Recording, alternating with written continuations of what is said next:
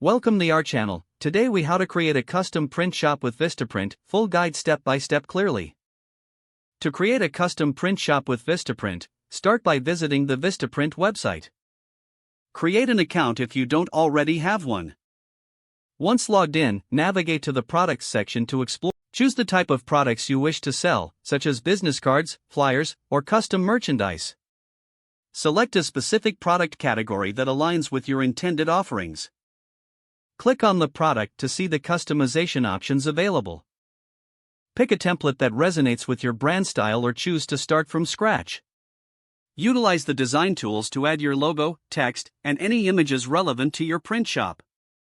Adjust colors, fonts, and layouts to match your business branding. Preview the design to ensure it appears as envisioned. Once satisfied with your design, proceed to the pricing section. Explore the price options based on quantity and any additional customization features.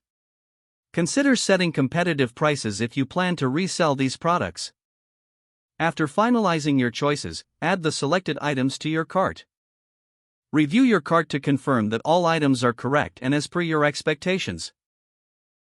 Proceed to checkout, entering accurate shipping and billing information. Select your preferred payment method and confirm the transaction. After completing your order, keep an eye on your email for confirmation and shipping updates. As your products arrive, ensure quality checks are done to maintain standards. Once your products are ready, promote them through various marketing channels. Leverage social media, email, and your website to drive traffic to your custom print shop. Monitor customer feedback and adjust your offerings based on what resonates well. Continue to innovate your designs and offerings to keep your shop fresh and appealing. If the page does not load, refresh the browser or try again in a private or incognito window. Make sure you are using the correct email address, then retype it carefully to avoid small typos. If your password is not accepted, use the reset option and create a new strong password you can remember. Check your spam folder for verification or security emails, then complete any requested confirmation steps. Enable two-factor authentication if available to improve account security and reduce unauthorized access risk.